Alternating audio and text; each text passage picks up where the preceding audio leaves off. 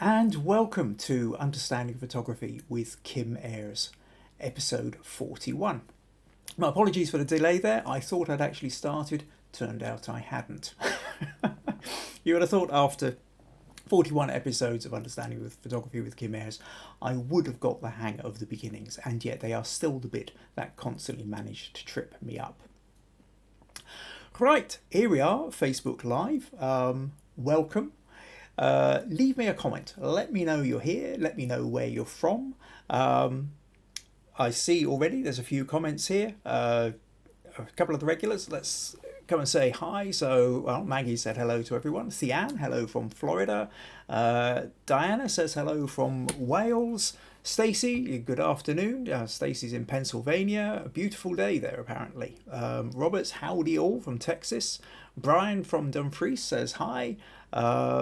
Becca is good evening from Norfolk. Sharon, hi everyone from a very cold Yorkshire. VG is good evening from, well, it's actually now early morning in India. Becca says, I've got no feed. Okay, yeah, this is... Everybody's wondering about the feed. This is me hitting it a bit too late. So, okay, little bit of comment about there. Now, Born Cynic, who is Norwegia. Hello to you all from Exmouth, Devon. So I hope I'm pronouncing your name right, Norwegia. I did ask you once before how you pronounce it, but you never got around to telling me. Rosie says, hello, Kim and everyone, just me with no feed. Okay, I'm obviously on playing catch up, so hopefully you all do have it now. And let's see, some technical... Oh, right, yep, okay, yay, all good now. Right, cool, yes, so Stacey was bringing back my trash cans from the curb. I had it on my phone first. Right, close. Okay, cool. So you are now getting me. That's good. Welcome to all of you. Thank you very much for leaving the comments. And right, okay.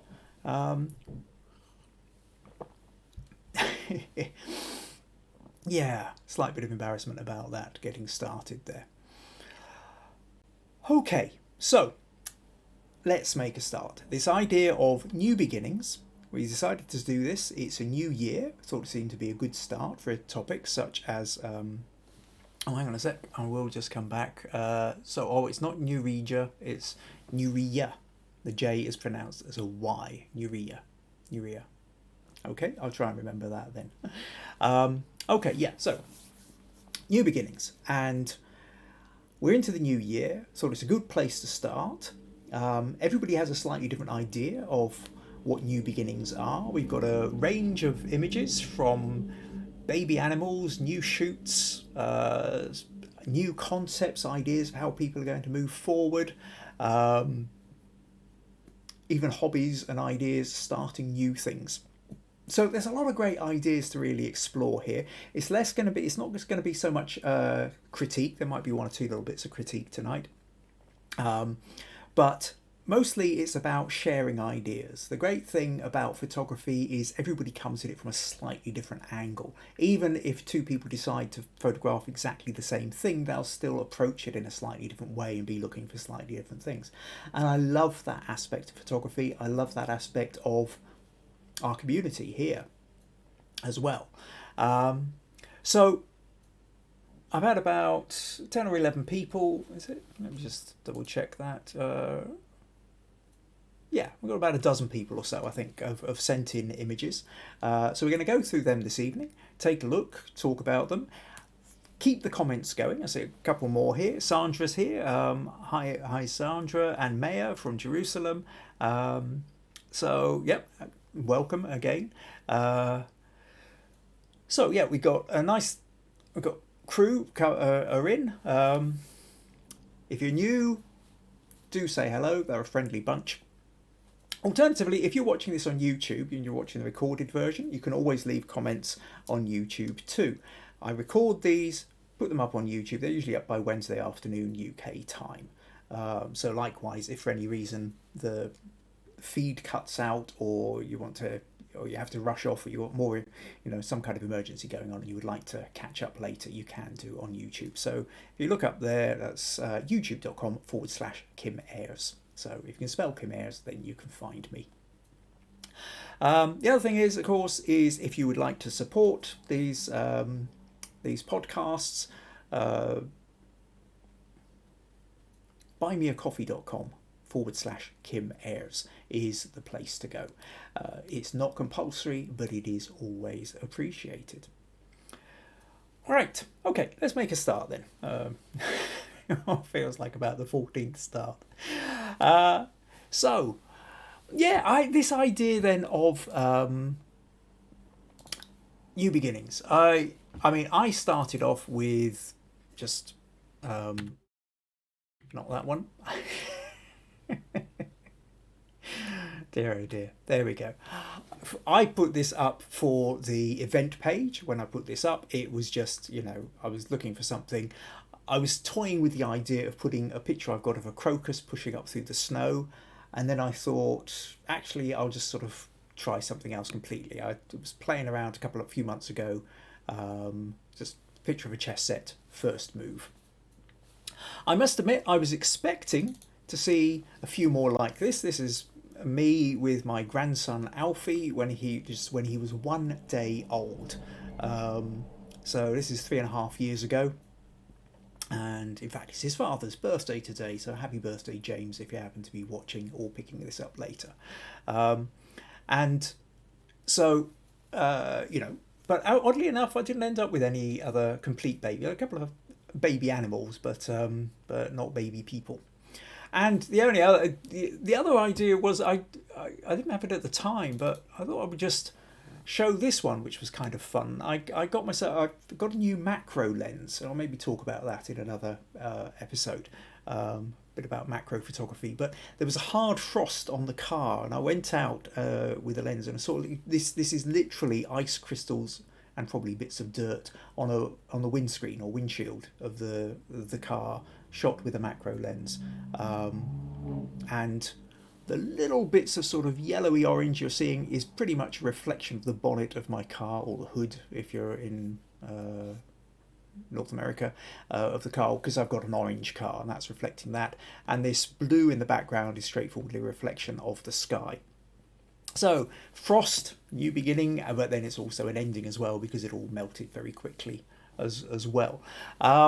So those were a couple of things that I was playing around with, but let's bring in a couple of other. Hang on a sec. So I mean, this is it. I shouldn't leave the comments open because I keep getting confused distracted by them. But I will just come in and say, all right. Theanne said happy birthday to Alfie. It isn't actually Alfie's birthday. It's Alfie's dad's birthday, James. So Alfie himself is now 3.5, but that was the day after he was born. So that's actually back in the summer, or coming in the middle of the summer. That's when it'll be his birthday. Right. Yes. Okay. I'll tell you what. I'll minimize that screen because what I'll do is I'll come back to the comments after each picture that I show, and then if you've got comments you want to anything you want to say, or you're inspired by, or you want to ask questions about, keep them going in the comments. So first one we'll look at is VG. VG sent in this one for the new beginnings. It said, my first photo shoot of expecting parents. My nephew and his wife. Beautiful moment from the past. So yeah, I mean, it's a lovely kind of double first as such, so expecting new beginnings, obviously we've got the baby shoes there, new beginnings for VG being the first shoot of, doing a pregnancy shoot as well. Yeah, I mean, it's cute, it's fun. You can't look at it without knowing what's coming. Puts a smile on your face. So I thought this was probably a nice one to sort of start the evening with. Now, I'm not totally sure what the settings were on the camera. Other ways you could have done this is if you had a narrow aperture, you might have got the hands in focus as well as the shoes. But to be honest, I think it works fine as it is. The shoes are the key point of this. The hands, there's enough of the hands in photo. I mean, they're slightly out of focus, but you can see them clearly enough to see that it's a male hand and female hand joining through the fingers, looped through the shoes. Now, I think it's a lovely shot. So thanks very much for putting that one in VG. Now, the other thing is I am aware of the fact that the comments come in about, well, I think this feed is about 10 seconds behind as I'm doing it live. So as you put something, as I say something, if you respond straight away, there's a few seconds for you to type it, and then there's another 10 seconds before I'm likely to see it. So I'm always going to be slightly behind where everything's going. But Stacey's come in and said nice VG, and Rosie has said a very clever composition. So you got fans there, VG, for that one. Right, okay, so moving on then. Next picture we've got is from Lucas.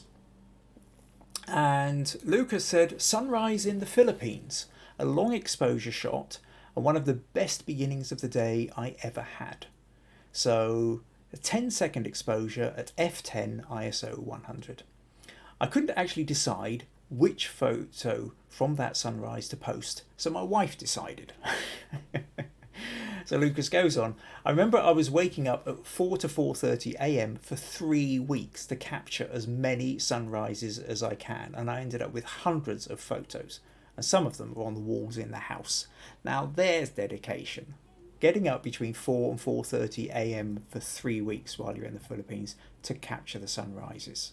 I mean, there's no doubt it is a pretty stunning sunrise. I mean, those colours are just amazing. Then a 10-second exposure has given this very smooth, classy feel to the sea. I mean, interestingly, here in Scotland, we've been having some cold temperatures and quite a bit of frost, and this looks awfully like a kind of, frozen lake. But obviously, if it's in the Philippines, it isn't. But fantastic colours. So yeah, I can understand that. You start seeing sunrises and get colours like that, you're bound to end up sort of taking loads and loads of photos.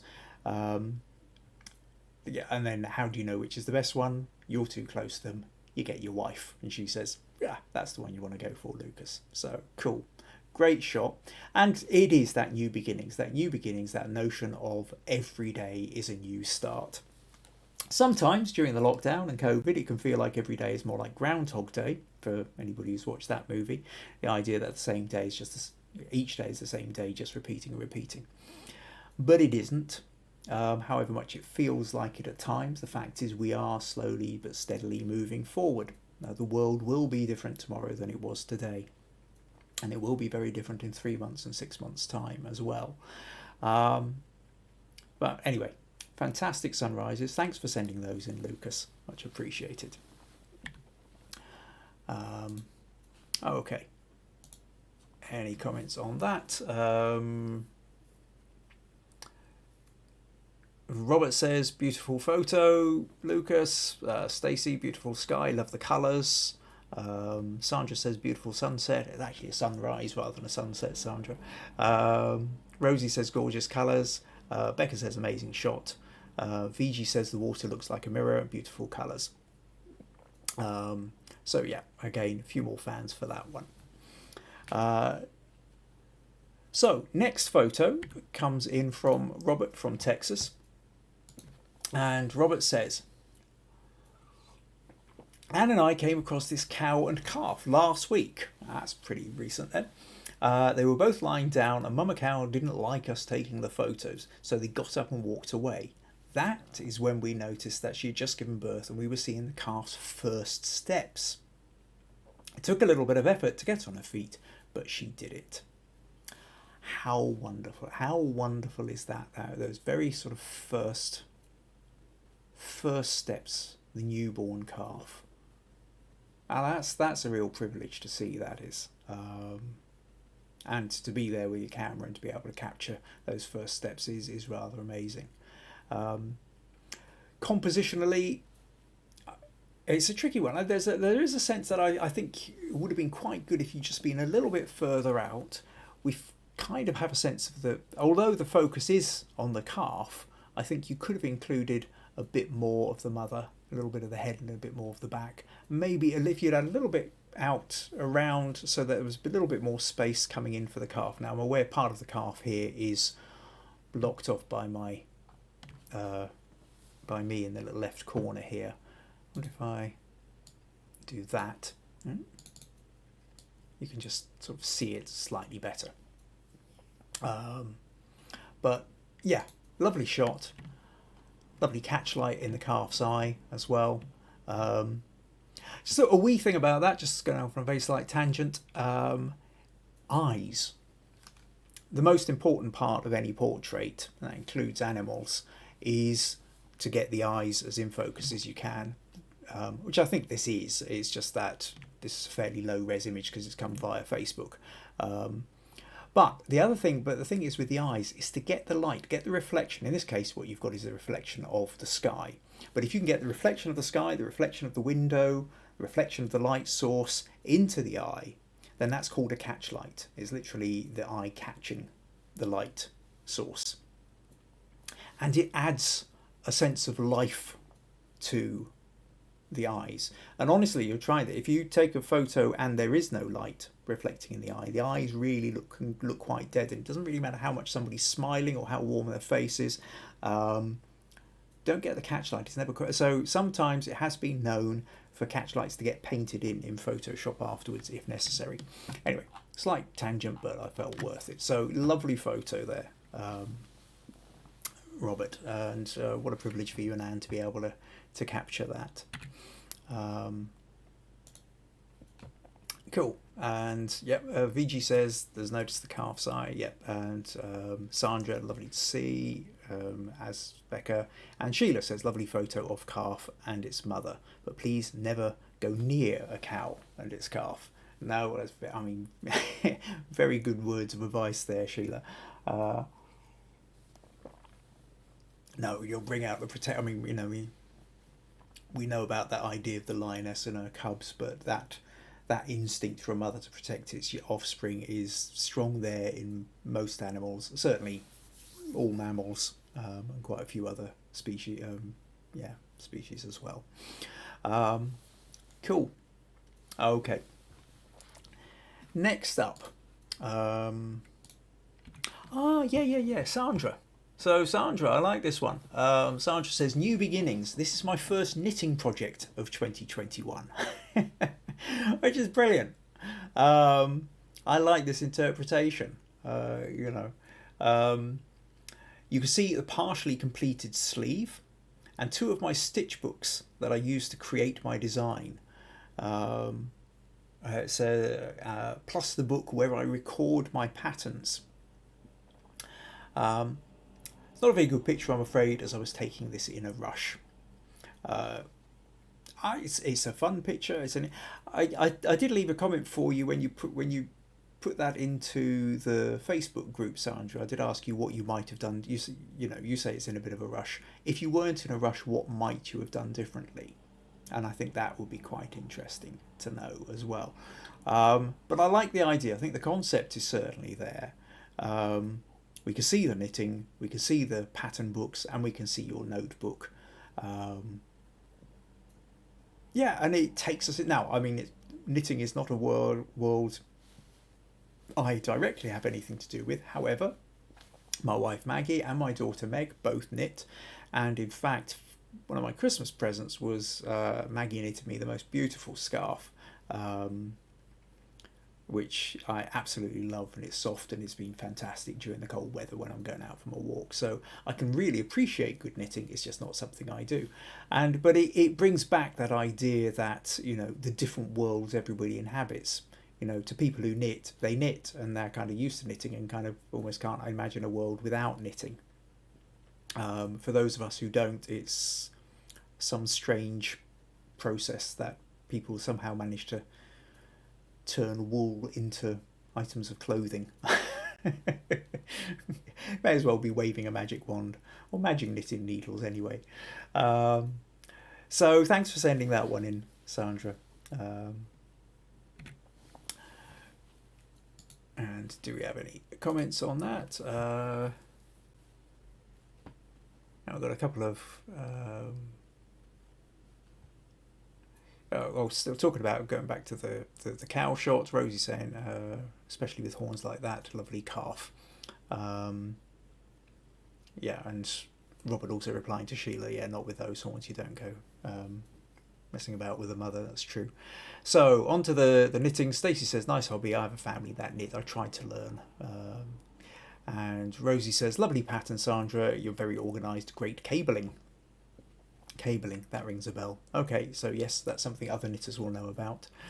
Sandra says, okay, I might have lighted it differently, composed the objects differently, or a different focus point. Okay, yeah. I mean, each of these things can change, and I think it is always worth playing around with. I must admit, actually, just to flick back for a moment to your picture then. I mean, yes, if we talk about the focal point, what's sharp here is the writing. Once we sort of get beyond the notebook, it starts going out of focus. And in the foreground, the front of part of the knitting is out of focus. So your main kind of area of in focus is that top knitting needle and the book. And so that part being the sharp part means that's the bit our attention is drawn to, and then we start looking around the place. Had your focal point been the cabling pattern or the magazines at the top, that would have drawn our attention first, and then the actual knitting in your notes would have been a secondary idea. So it is always worth remembering that where you decide to focus, that's the bit that is helping to draw the attention. So whenever you're constructing a photo, it's about thinking what's the main part of the story of this image. Is the story about the knitting? Is the story about the note taking? Is the story about the magazines that go with it? And where you decide to focus it, just as where you will arrange it, maybe put the most important part so that we can see it. Where you focus is also going to be a key part of that. How you light it becomes another part of it. I like that it looks like light coming from a window. There's a soft kind of window daylight feel to it, which I like. So it could either, could be a morning or an afternoon, but it gives it a slightly more homely feel, I think, rather than having, a harder overhead light, say. Another option for this could have been a warm yellowish lamp, like a sort of side lamp that you might have sort of sitting next to your chair, or if you really wanted to do something, a bit of out of focus firelight in the distance, that would make it feel very warm and cozy, an evening shot. So a very different kind of way of doing it. So yeah, playing with the light, playing with the focal point, playing with the arrangement, all these things will give you a different feel to the story. And it is back to that kind of thing that I talk quite a bit about, which is understand what story is it you're trying to tell, or what aspect would you most like to bring out in your photo. What is the most important part? You want to show us what you're up to, but is the most important part the actual knitting, or is it about the fact that you've got your notebook and that there's actually a whole process? There's many different ways you can go at it. So yeah, so thanks for sending that one in, much appreciated. Right. And Becca says, brought back memories of when my nan taught me to knit. Viji says, nice beginning, would love to see the pattern. Okay, so next up we have Diana from Wales. Now, this is the second of Diana's photos she sent in. So, with Kim's challenge in mind, I noticed a number of new shoots in the garden. However, I chose this one because I like the contrast with the dead foliage of the same hydrangea bush in the background. Let's hope it's a sign of better things to come. And then this was the second attempt, which had frost on it. It's the second attempt because the first attempt was really quite out of focus. Now this one is sharper than the other one, but it is still quite out of focus, Diana. And I think I like the idea. I think the idea is good. Trying to get that nice crisp frosted edges to a new shoot coming out of the ground. you've got that sense of the background is more out of focus, so it's helping to isolate the bit that we're most interested in. But what you don't have here is the sharp focus of it, and that's always it's almost a kind of basic thing with photography, really. Now, there are sometimes when you can create particular photos that are deliberately out of focus because there's a particular effect that you're going for. I suspect with this one that it isn't, and I'm not sure whether you weren't able to fully see in the back of the camera or whatever. But it is worth making. Now, if you've got the auto settings on autofocus, feel free to use the autofocus. I remember having a chat with VG about this several months ago, about the thing of, is it okay to use the autofocus on your camera? Because she was trying to go manual as much as possible. And really what the answer to that is, it depends on your eyesight, and it depends on your ability to be able to focus and hold the camera steady, and how your eye is interacting with your camera through the lens. If you are wearing glasses while you're taking it, there's a little bit more distance, and that can sometimes kind of throw things out a bit. The auto settings on a camera can be extraordinarily useful. Now, sometimes they get in the way. I would always suggest learning how to use the manual overrides. 8 times out of 10, the auto settings will tend to do it for you. But those 2 times out of 10 when they don't, that's when photography gets really frustrating, and that's when learning about your aperture, your ISO, shutter speed, things like that, and knowing how to override the auto settings come in really handy. But if you're not sure, then use the auto settings, and the autofocus should have been able to pick that out and got it there. As long as you kind of click the moment it's focused, you should get it. Again, sometimes we have a problem is we focus it and then we sort of pause for a moment, and in that moment we've moved back or forward a little bit and the thing's gone out of focus before we go click. So if you're at all unsure, use the autofocus on your camera. Nothing wrong in doing that. I use it quite a lot of the time because I don't always trust my eyesight to be able to do it. But I just also then make sure that you take several photos so that you can be fairly sure you are in focus. You do have at least one photo that's worked. Right. Okay. Hope that helps, Sandra. Diana. Sorry. Now.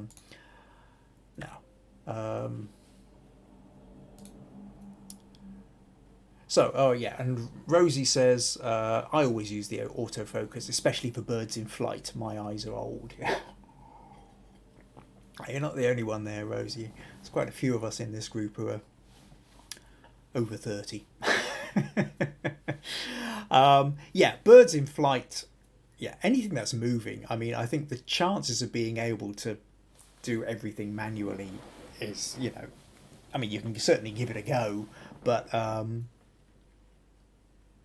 you're stacking the odds against yourself. There are times when I switch over to manual because the autofocus just isn't going where I want it to. But it's one of those things that the important thing is to get the photo. There's no point in somehow trying to will the camera into submission if it's not working. There's no point in saying, yes, but I did it manual, as though it sort of somehow gives you superiority or extra brownie points if the picture isn't in focus. The first thing you have to do is get it in focus. And if your camera, and if the autofocus helps you to do that, then use it. I really am a big believer in the fact that the technology has come on in such a way that it doesn't need to get in the way of being creative. Use the technology to assist your creativity. It doesn't replace the creativity, it helps you get there without tripping up over it all the time. Okay. Stacey says she's very nearsighted and has plenty of issues with her eyes besides being legally blind in the left without glasses. Right, okay, yeah, so you really better keep your glasses on. Okay, right. Next picture then is Ben. Ben sent in this one and he says, New Beginnings Challenge. Showmaster onion seedlings sprouting for this year's crop. Shooting into the light to add translucence to the vegetation against the darkness of the compost. So yeah, this is an idea we've talked about a bit before as well, which is about the idea of backlight. Backlight being the photographer's secret weapon. As such, things can always look more interesting if the light is behind the subject. But quite often you run into the problem if you've got the light too far behind the subject or too much behind the subject that the subject itself just falls into shadow. However, in this case, because these are new shoots and they are quite translucent, the light is coming through them and it's helping them to sort of really show up the green. I don't know whether you've got any kind of reflector there or something bouncing a little bit of light back, Ben, but certainly there's no problem with these being in silhouette. But yeah, lovely new shoots growing up, and the angle he's taken it at means that the shoots, as he says, are against a darker background. So you've got the dark brown of the compost and then you've got the bright green of the shoots. The only thing I'm not totally sure about, Ben, is why you've included so much of the sort of box or plank in the fort. This bit underneath here kind of feels a bit superfluous to me. There's a whole chunk which isn't doing anything. Now, if you're doing a poster and you need to write in new shoots, onions coming soon, then that's a perfect place to put it. Otherwise, I do tend to feel I kind of want to sort of draw in, if I sort of draw in a bit and sort of crop it a little bit more like that. But there's also, having said that, I suppose what you do have, because you've got another element up the top here, I mean, you haven't just done that, which is where, of course, the main story is, but you haven't just cropped that. You've got a light patch at the top and a dark patch at the bottom. So it does give a sort of sense of layers coming down the way, which is an interesting idea. So, okay, don't know whether you're watching just now, Ben, but if you wanted to leave any extra comments on that, that would be really interesting. Okay.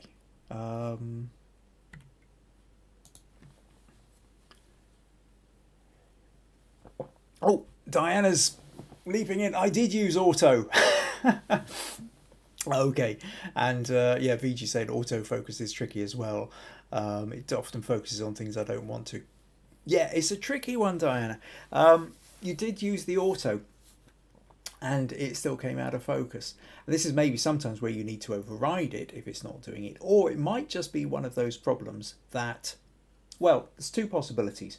One is you set it up on the auto and you maybe get your little beep to say yes, and there's too much of a pause between the time it focuses and then you click. And like I say, you might have wobbled in and out or a little bit. The other possibility, and this happens quite a lot, is that you might have been just too close for the lens that you actually had. Now, I mean, it's like I've got a macro lens, and that allows me to get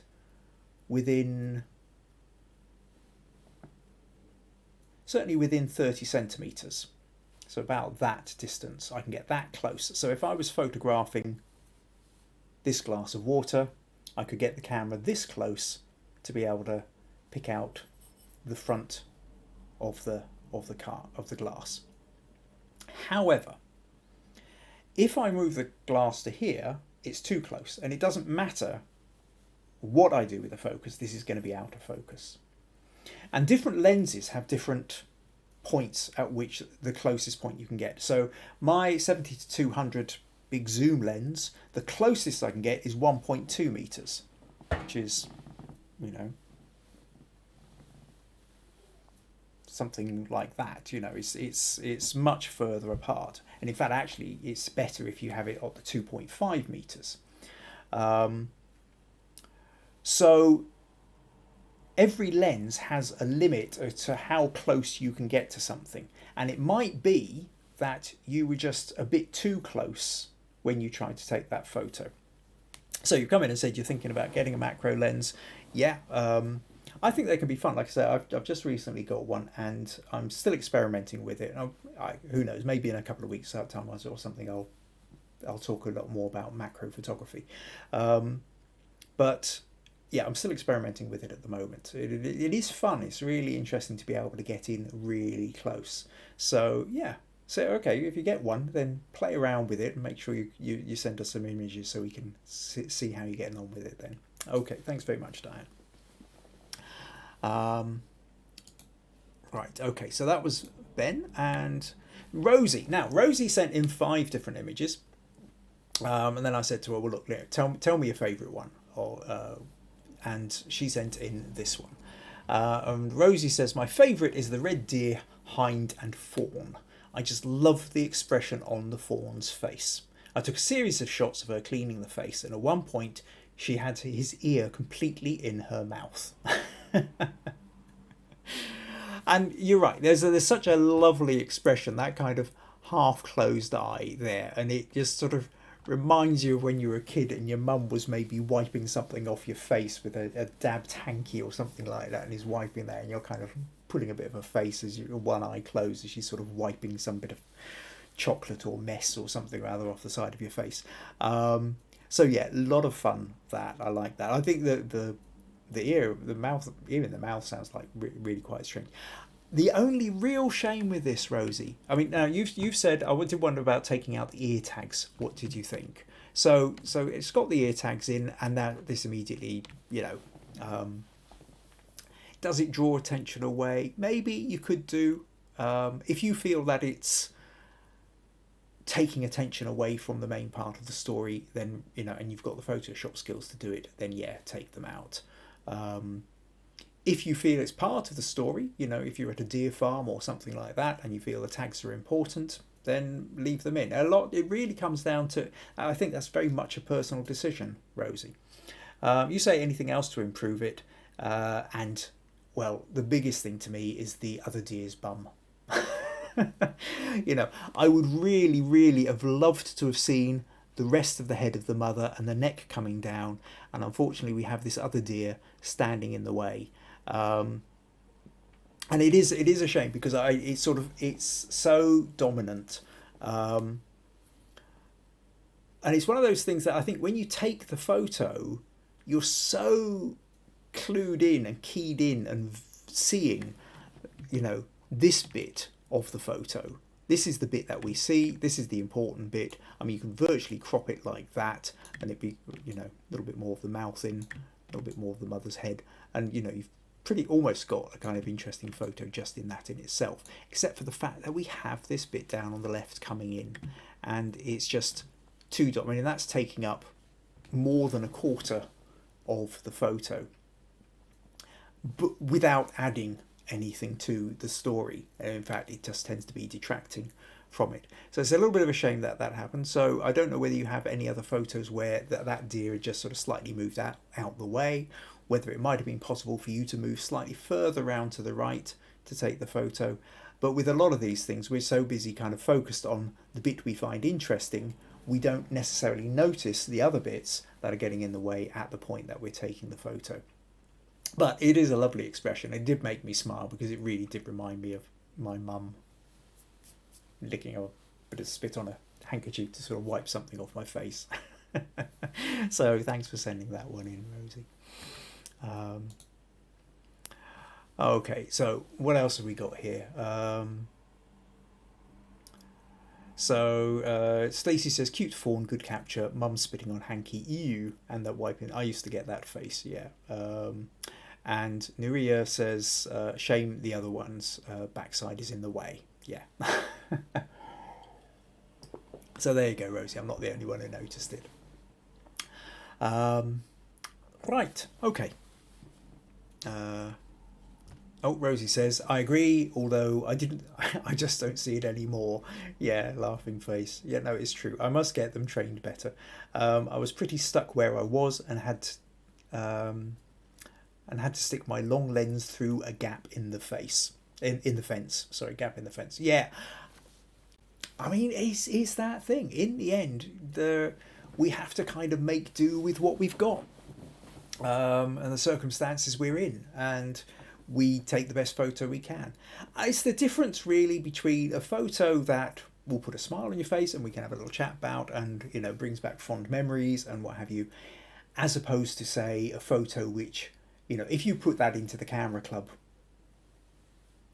competition or something, it would just be knocked out straight away because of the other deer that's in it. It throws the balance of the composition out. But it's that difference between, again, the purpose of the photo. Is the purpose of the photo, when you recall that photo, is it about, the smile it puts on your face, which is fine, that's good. If it's about putting it into competitions, then, at that point, you have to just go, I'll try again another day. As Rosie says, that's wildlife photography for you. Yes, absolutely. Partly why I'm not a wildlife photographer. I don't have the patience to wait for the right set of circumstances. I tend to be a narrative or portrait photographer because if things aren't working, I can make changes. I can talk to the person that I'm photographing. I can ask them to move position. I can shift lights about. So it takes different personality types to do different kinds of photography, but that's all real part of the fun of it. Right, okay, what else have we got then? So thank you, Rosie. Oh yes, I was just going to say, actually, of the 5 that Rosie sent through, I must admit this is my favourite of yours. Again, partly because I can't begin to imagine, I mean, I would love to get a shot like this. Again, my wildlife photography is so poor. Most of my wildlife photography is the backs of animals as they're flying or running away. So to get this kind of close up, the in flight, feeding the young, other young there, mouth open, oi, what about me? I think that's a beautiful shot. I really love that shot. So of the 5 that you put in, this one was definitely my favourite, Rosie. Anyway, I just thought I would say that one. Now, next up, Nuria says, new beginnings challenge to you from Devon. Hope you and your family are doing well with this new lockdown. New lockdown, yeah. To be honest, it's the same lockdown for us. We've been pretty much in the same conditions since it started. And people talk about lockdown 1, 2, 3, 27, whatever it is. To be honest, it's just been one long lockdown for us. My daughter Meg is in very high risk category. She has Down syndrome, and that puts her, it means that there's a much higher chance of fatality if she gets COVID. That means we just have to be really, really super careful. Can't take any risks. And so we've kind of been like this since the start. So for some people, it's bits of freedom, bit more lockdown, bits more freedom, bits more lockdown. Everybody has a very individual experience of this, of the lockdown. But for us, by and large, it's been more or less the same since the start. Anyway, that's shooting off. So Nuria says, took this yesterday in macro. I was just wondering if you could tell me what else I could have done better. Because even though it was in macro, it's still not quite in focus when you zoom in on it.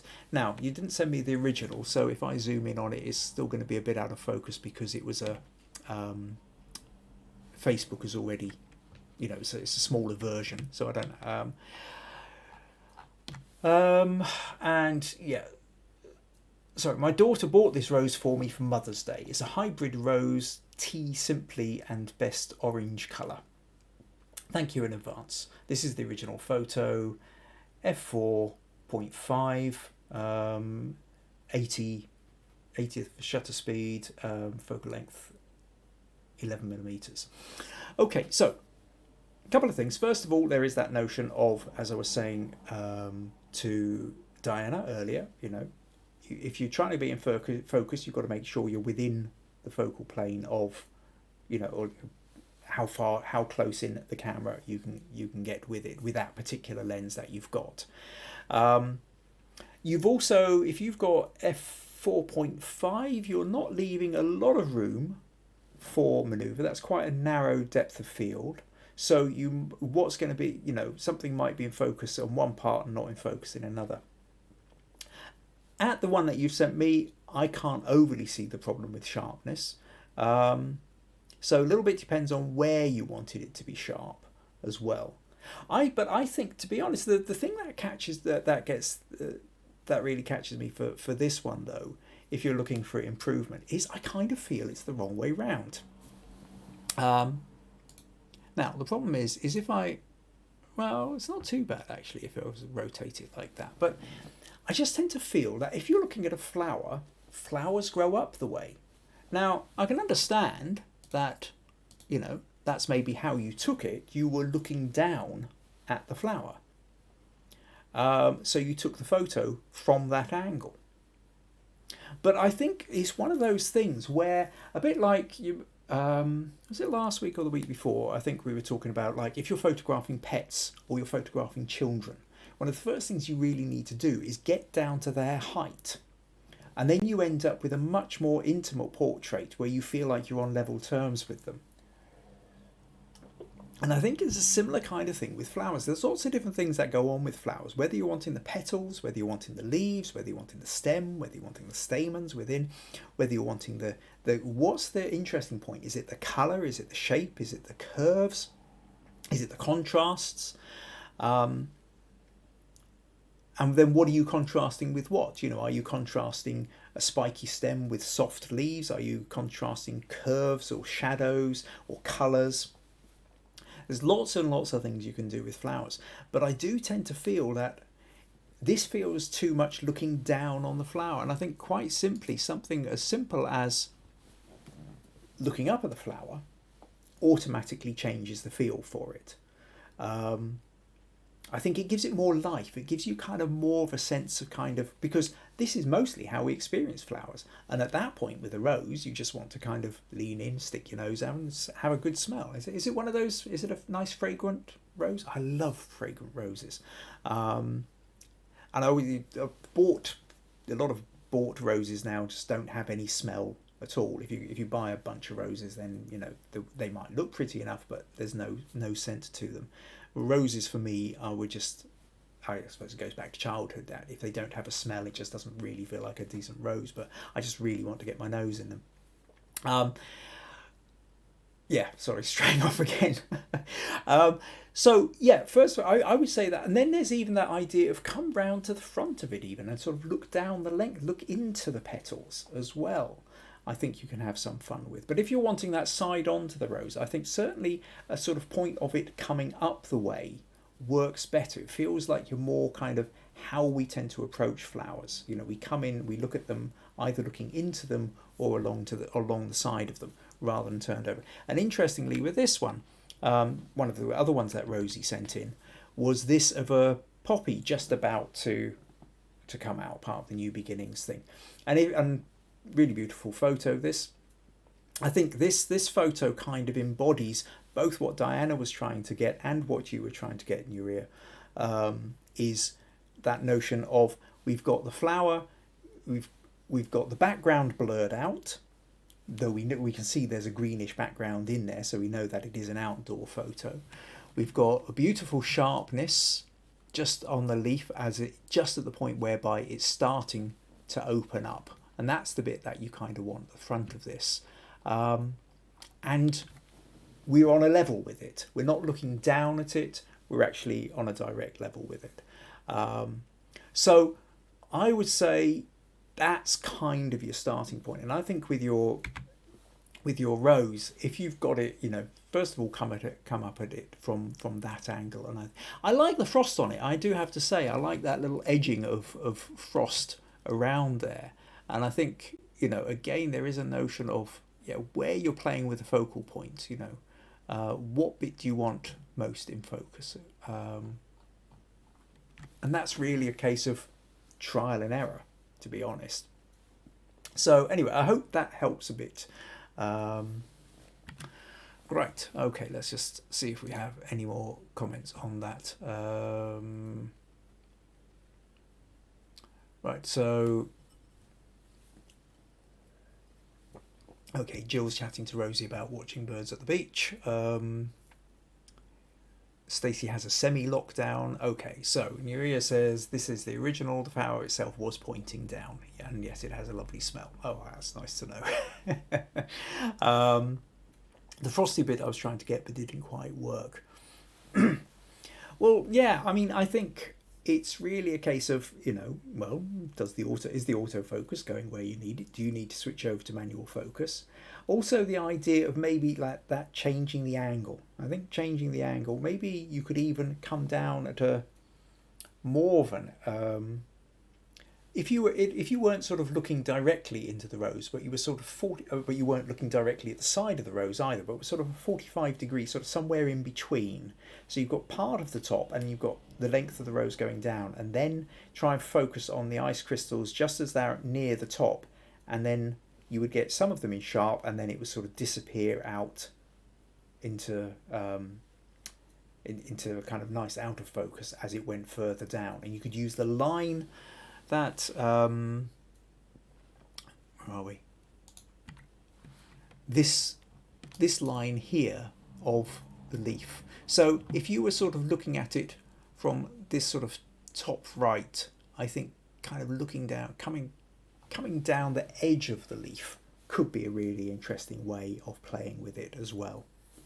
So yeah, hope that gives you some ideas. Now, where are we?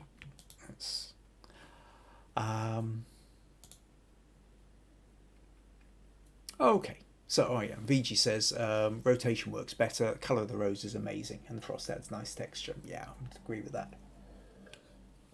Now, next one's really interesting. What we've got here is a kind of conceptual leap going on. So, so this is Maya. Where are we?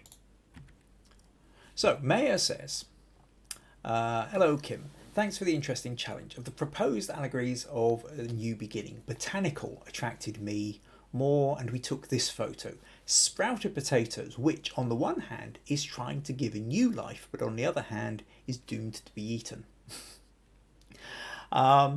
So great, here we've got an old potato that's on its way out, but you've got the sprouting of new life within it as well. Now what's really interesting with this photo is it's obviously it's hovering above a whole pile of onion skins, and yet there is no obvious support for it. We can see the shadow down the bottom here, and that ties in perfectly with the way that it's lit, and the way the colouring on the back of potato here is catching the light of the onion skins means that it was there. I'm not looking at this thinking the potato was photoshopped in afterwards onto a background of onion skins. What I don't know is quite how you've placed it there. If it was on a sheet of glass, we'd see some kind of reflection. You might have sort of dropped it and then just managed to go click just at the right moment, or you might have placed it on something, a little piece of wire or a stick or something which you photoshopped out afterwards. But either way, it's quite intriguing, this idea of the sort of potato hovering in the air above the onion skin. So and I like the way you've got the light coming down at 45 degrees, so that we've got the shadow and the reflected, and the onion skin's almost acting like a reflector, filling in part of those shadows, and we've got some lovely texture over the skin as well. And then the conceptual idea of it, also the new growth growing out of the old.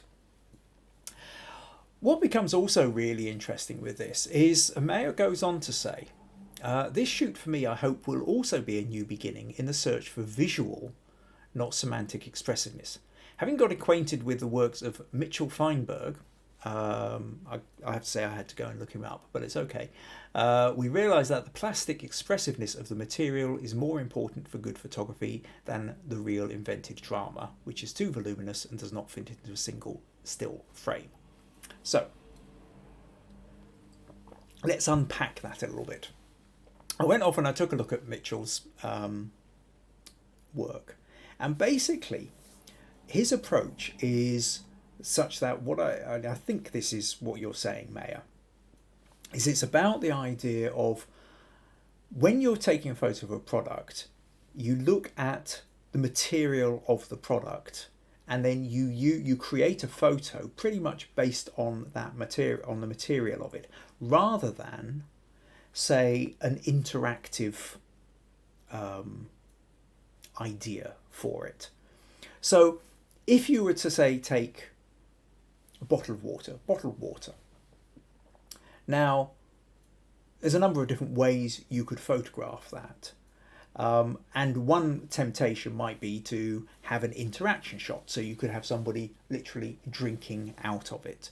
And what you're doing, or creating a story, you could have somebody drinking out of it while handing a bottle to somebody else.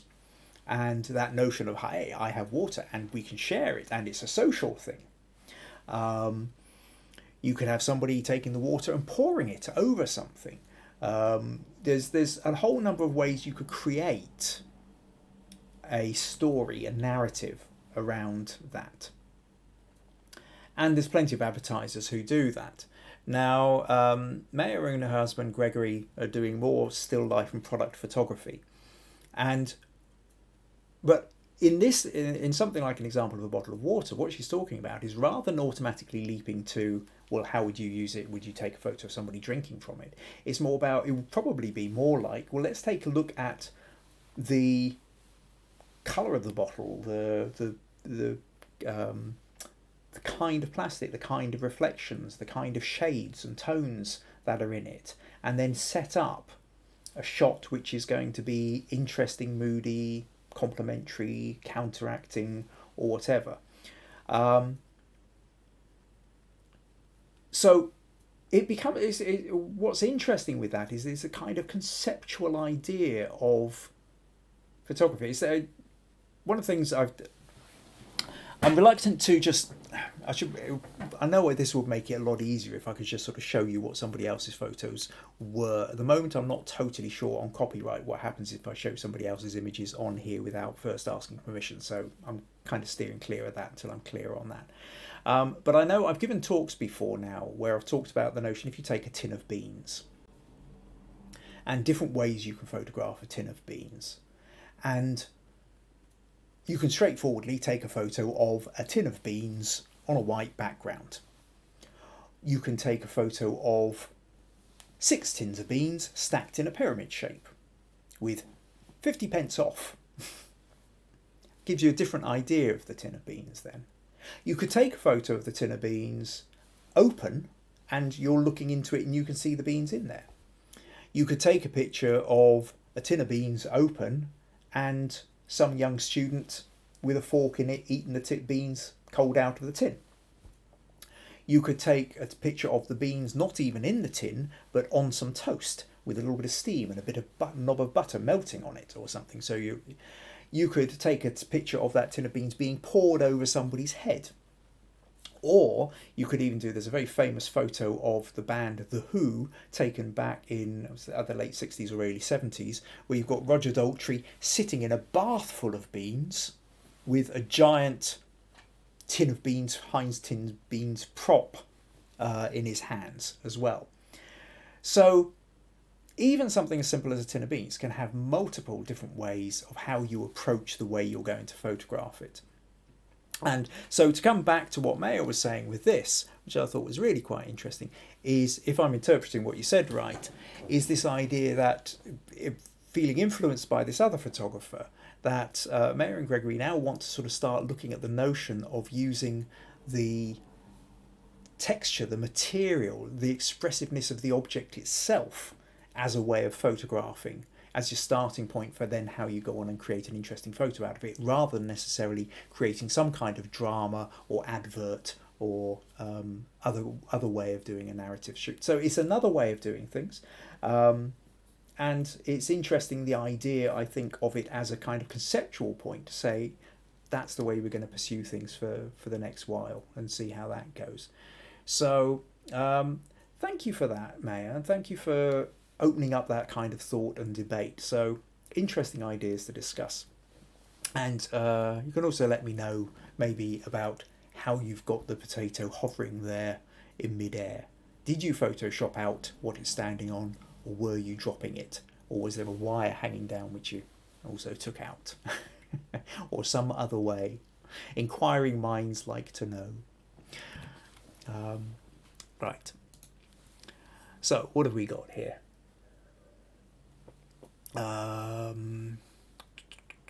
Okay, so Nuria is saying great feedback, thank you. I'm glad that was useful. And Sandra likes the frost on the bloom.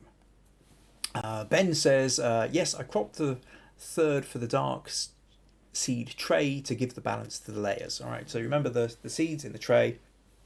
Okay. Maybe I could have cropped it shallower as to match the window at the top.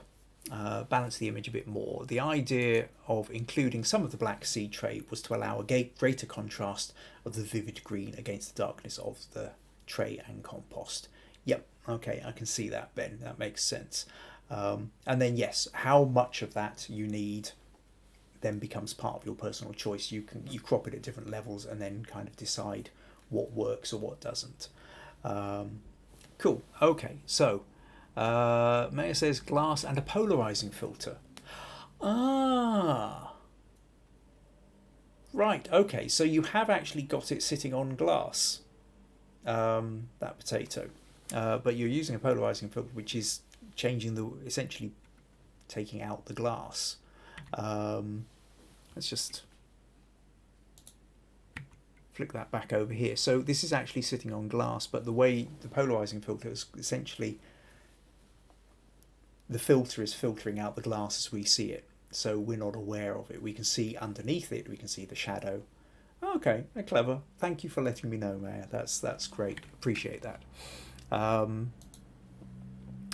Okay, yes. So VG's, potato looks like it's floating and needs to check out the polarizing filter. Stacey says she's got a polarizing filter. Oh, Rosie remembers that photo of Roger Daltrey in the beans. Yeah, you can find it. I mean, literally Google images. Type in Roger Daltrey. If you're not sure how to spell it, but you are reading the comments, go to Rosie's and just copy it, and beans, and into Google Images, and you will find a picture of him sitting in the bath. Okay, Maya says, thank you a lot. We do our best, yeah. Okay, cool. Becca says, very clever idea. Nuria says, clever. Okay, great. Cool. That's all looking pretty good. Now, next up then, where are we? So, let me flick back here. Flick through. Becca. Yes. So, Becca's response to the New Beginnings Challenge. So here's the story, bear with me. Done some research after I fancied trying my hand at getting some bird photos. Quick little tykes, lol. Yeah, that problem of birds move quickly, and yeah, trying to get hold of them isn't always easy. So this is a picture of a male, female and juvenile starlings. And apparently you can tell the difference in their bills. So I suppose if we look up here, this one's much more yellow. This is a kind of mid-brown. That's a kind of darker brown. Okay, so I would need to go away and look up my bird. And it looks like we've got another one down here with its head turned. We don't know what colour bill it's got, but it looks slightly smaller than the others. Sitting on looks like a bird feeding tray of mealworms, is it? Not totally, yeah, some kind of worms or maggots. Every year they return to the area where they were born, ready to start their own family. So this is a family preparing to breed, with a juvenile who will soon be finding their first mate. Becca put this into the group, Understanding Photography with Kim Ayres, and one of the things I commented on was I was very aware of the sort of surrounding blurry bits, and this doesn't look like a kind of natural blur. It does look like you maybe vignetted the picture a bit. This looks like you've got something in the way, like some kind of foliage or grass or something or other. So I asked about that, and so Becca responded with, yes, I'm hiding inside. So this is through my French doors up on a balcony. And this is the garden down below. The shadow is the balcony railings. I was hoping I might try and catch them on the bird bath next to it. So set up the mealworm tray next. Oh, yeah, so it was mealworms, yeah. Set it up next to it. I know my mistake was not having the doors open. Had to compensate with the ISO. So because she didn't have the doors open, it was a little bit darker. She's boosted the ISO. But essentially, yes, it is. it is you run into the problem here that wildlife gets spooked by people, not surprisingly, so they should be. We're a dangerous animal to be around, even if we are feeding them. In fact, probably especially if we're feeding them. Most animals we feed, we're feeding them in order to feed ourselves. And birds do move particularly quickly. So there is this thing of, if you're wanting to do the wildlife photography, how do you get it? I think there is beautiful plumage here, and fantastic colours, and we're getting a lot of that. I always tend to think with birds, though, you kind of want to be down at their level somehow.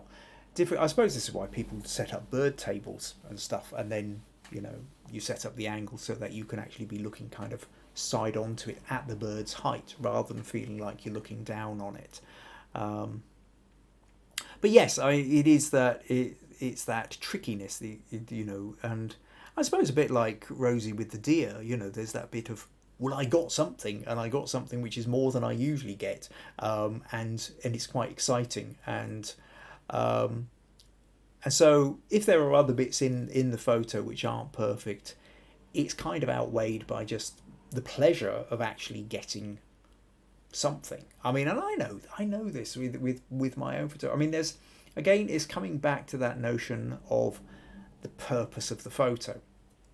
If the purpose of the photo is to create a poster or print that you're going to be selling, or to try and win a competition, or to be made into a calendar which is going to be raising money for something, then yes, you're after perfection. You're after getting everything as absolutely as good as you can. But a lot of the photography we do,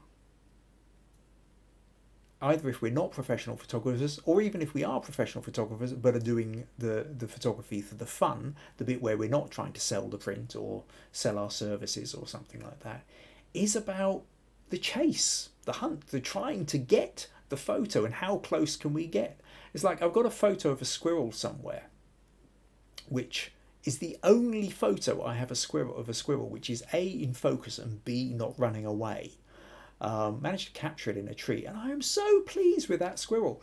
It's not the most brilliant photo in the world, and any other wildlife photographer would probably turn their nose up slightly at it. But for me, it's a fun photo. It's a photo I love, just quite simply because it's the best squirrel photo I've managed to get, even if it's not a perfect squirrel photo. And I think it's easy to get caught up in the idea of trying to find the perfection, and forgetting that actually a lot of the reason a lot of us do photography is because of the fun of getting something. And I think the difference between these challenges and the more regular podcasts we do for the other part of the month, which is about the critique is much more about how can we improve our skills, how can we improve our composition, our understanding of photography. This is called Understanding Photography with Kim Ayres, after all. And I think that's really important. But I think with the challenges, it's much more about what were you inspired by, and what are you excited by? Why have you put this photo in rather than another one? Because you got excited by the fact that you actually managed to get the starlings, even if you didn't, even if the windows were closed, even if the balcony did get in the way, even if whatever else, the fact is you got those. And I think that's fun. I think that's great. And I know you will carry on doing it and playing around until you get the next photo which is better than this one, and then you will keep going until you get the next one. And that's part of the fun of photography. So thanks very much for sending that one in, Becca. Anyway, next picture. This one's from Stacey, and Stacey says, so at first I could not think of a single item until this Sunday before leaving to drive to the city centre. I had my camera at hand and I started my car when I looked outside to throw out some trash. I looked up and I saw that the pine tree in front of my house is sprouting pine cones. The pines do not wait until spring, they start to develop in the winter. So I was amazed, so I took this shot. So here are the new pine cones. Okay, so you've got your cones starting to form, and I love the colour of these, Stacey. I must say, I love those browns and greens. I think it works really well together, and I like the fact that you've got the you're in focus here on a nice bunch of the texture of the cones there. We can see some of these leaves and stuff, the needles working quite well, and then it goes out of focus, but we can still see the same kind of colors and textures moving into the blur. I think there's a lot going on in there. It's a nice texture. Now, what I think there's a bit here, and I thought I'll go off and play, and just so I want to show you something. If you get a chance to play around with Photoshop or other editing software, something you can do. One of the things that sort of struck me with this is I can imagine this like a kind of wallpaper pattern. And so what I want to do is I want to show you actually how you can do that. So I'm just going to open in Photoshop for a moment, and I thought it could be a little bit of fun just to sort of, in case it's never really occurred to anybody to try it, that you can take a pattern like this and you go, well, what I like is the greens and the browns, but if that was a poster or a picture on the wall in itself, I don't think there's enough in there to really grab the attention and be a strong story. But at the same time, it's really interesting colours and textures. What would happen if I repeated those colours and textures? Now, I'll tell you what I'll do. I will copy that first of all. Now, if I go to edit, other image canvas size, and I will anchor it in one corner, I will double the size, double the width in percentage, and 200% height, and OK. So what I've done is I've put the image there. Now, if I paste the image like that, and like that, we've got a repetition, but we're very aware of the join. This bit comes to here and then it suddenly stops. So what you can do is if you reverse this, so let's take this one, and I will go to Edit, Free Transform, Flip Horizontal. Now what happens is this joins up with the other one and you get this sort of strange mirror image. So let's go down here, and with this one I will Edit, Transform, Flip Vertical. So that's now with this one. And then this one needs to be flipped horizontal and vertical, or actually I think that just means you rotate it 180 degrees and it fits in. So now if I select all, copy and paste, you can now see we've got this sort of effect. If we wanted, we could then do exactly the same thing, where I file, image canvas size, anchor it in the corner, change that to percent to 200%, 200%, and then paste it in here again. Only this time I don't have to actually turn anything because it's already so you can now see that you can create these kind of patterns. Now these ends up very horizontal. I mean, another way of doing this as well is if I rotate this, image rotation, arbitrary, and I will rotate that by 45 degrees. Like that. And then if I pull, let's go to crop. If I hold the shift button down, I can keep the square. Maybe take that to there, take that to there, and crop that. So now we have much more of a diagonal shape. And so now if I copy that and then go to edit, image canvas size, grab it in the corner, change that to percent, double the width, double the height, and then we can paste these.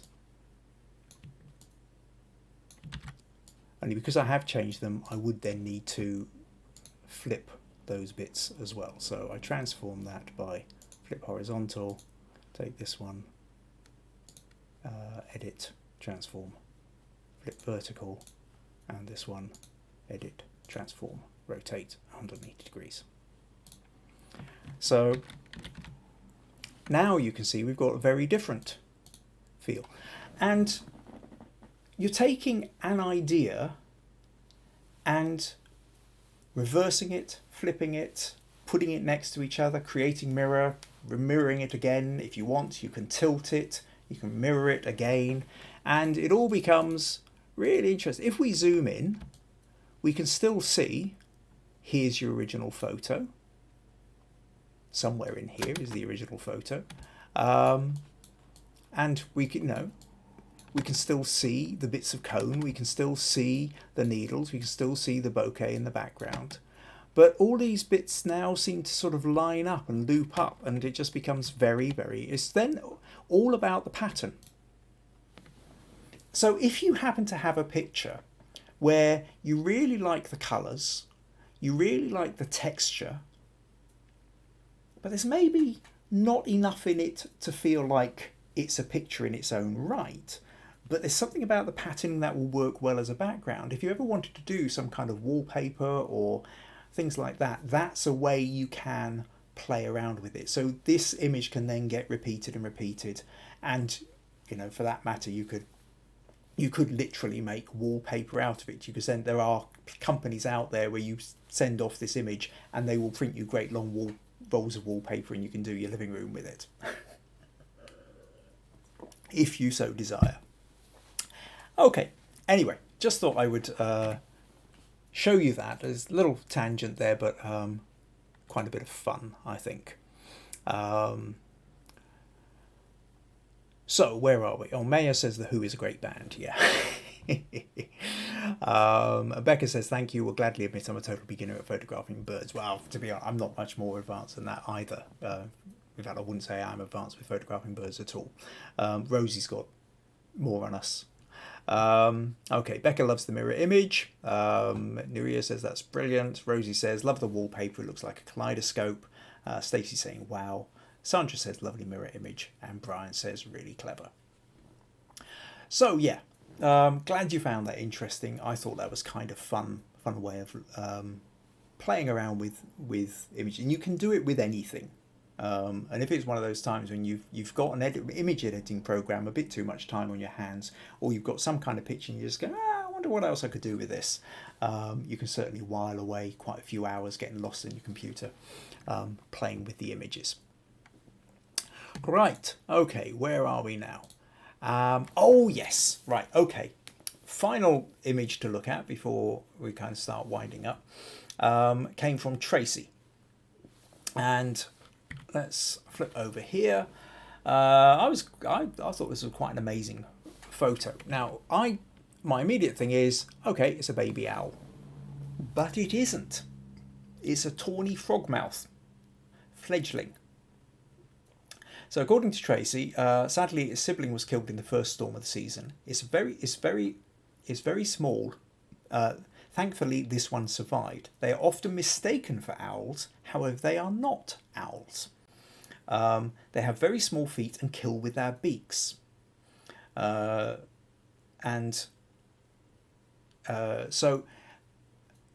yeah, I thought it was an owl. It isn't, so it's often mistaken as. I really love the composition of this, I must admit. I think that, this strong diagonal of the branch, but what it's really all about is the texture. Fantastic. I love the texture of the branch, and then of course the texture of all the feathers around it. But nice sense of depth. You've got a relatively narrow depth of focus, which means we've got a lovely bouquet in the background. We can still see the tree branches.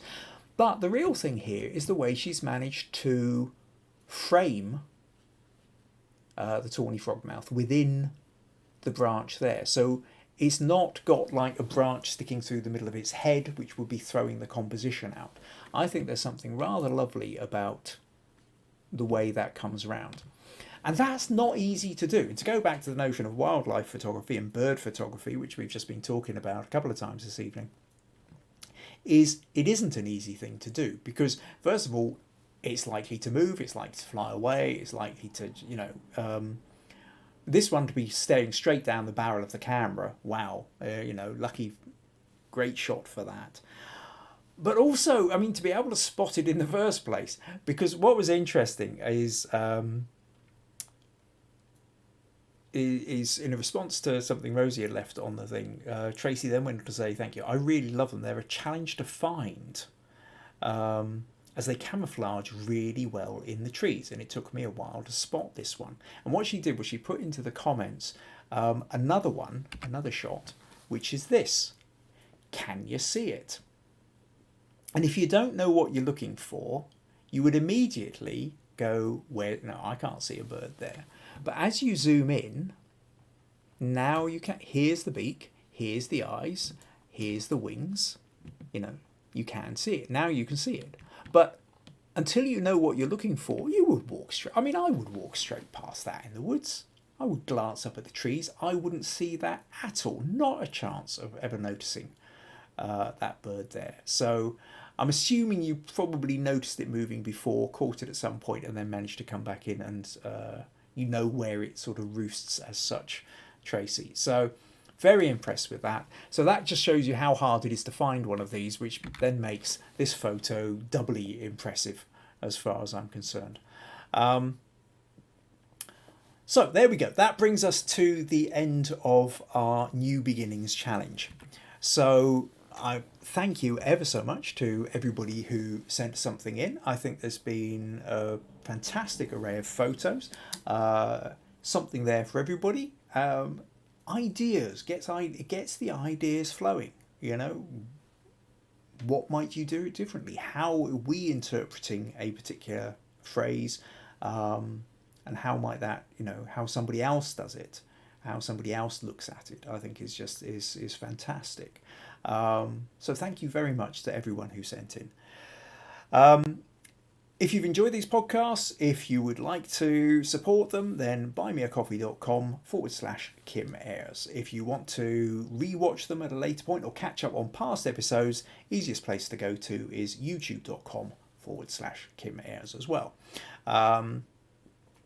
So yeah, actually lots of other social media here. You can find me on Instagram /Kim Ayres Photography, or kimayres.blogspot.com if you fancy reading some of my ramblings, as well as catching up on videos. And I have a weekly blog that goes up on that as well.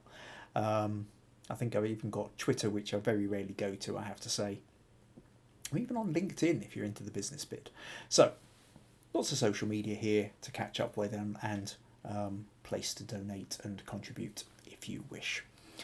Next week, I'm not totally sure. I might do the photo shoot I did for Mrs. Green's tea lounge, which wasn't done in a tea lounge. It was actually done in a plane. If I don't do it next week, I'll probably do it the week after, but I think that's probably the most likely part of most likely one I'll deal with. But I need to go through now and sort of see what other photos I've got left to start talking about. If you have questions, if you have ideas, things you would really like me to pursue, I mean, ordinary, quick, straightforward questions, always you can leave questions as well as leaving photos in the group, Understanding Photography with Kim Ayres on Facebook. If you don't do Facebook and you're watching these on YouTube regularly, then you can always email me, kim@kimayres.co.uk. Again, my website is here, kimayres.co.uk, so I'm just Kim at that. With a description of a little bit, tell me what it is you're struggling with the photo and what kind of feedback you're looking for. And I'll include it in the next podcast. And then, as I say, these are usually uploaded by the Wednesday afternoon. So next week, back to the normal format. So get your photos in. Those, if you're looking for feedback, you're looking for ideas, stick them into the group. Tell me what it is, what kind of feedback you're looking for, and I'll do my best to help. And tell me what your sticking points are. If you have questions, just general questions, stick them in there as well. I can answer questions just as easily as I can critique the photos. If there are particular topics which you think you would really like me to address, there's aspects of photography that you would like part of a program dedicated to, then let me know that as well. These podcasts have now been going on for over 9 months. I have no intention of stopping at any time in the immediate future. So this is for you. These are for you. These are for you to help you improve your understanding of photography. So if there's stuff you would really like to know, you've looked stuff up on Google and YouTube, never really felt satisfied with what you're getting back, you like the way that I explain things, so you would like my take on something, then let me know. And in the meantime, I will have a good week. I'll just do a quick last look. Rosie says that frogmouth reminds me of our nightjar, very difficult to see. And Stacey says sketch owls are hard to find too. Okay, done a few cute and lovelies. Oh, and Poppy's come in with a wow face. So I'm glad you could make it along, Poppy. Cool, that's it.